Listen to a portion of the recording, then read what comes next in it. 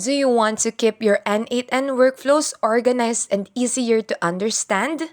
In this tutorial, I'll show you how to add sticky notes in N8n. It's perfect for labeling sections and reminders. Let's get started. First, open N8n and go to the workflow. I assume that you've already logged in your account.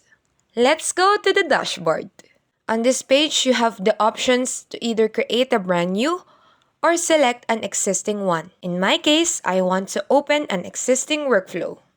Now that you've entered the workflow editor, look at the right sidebar. You can see a lot of icons stacked vertically.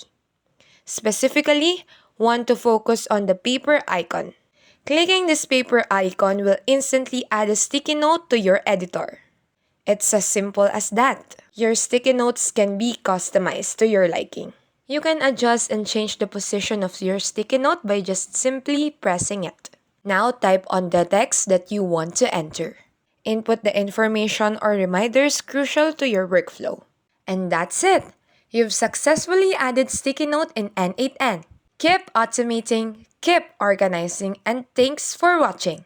Don't forget to like, share, and subscribe. God bless you!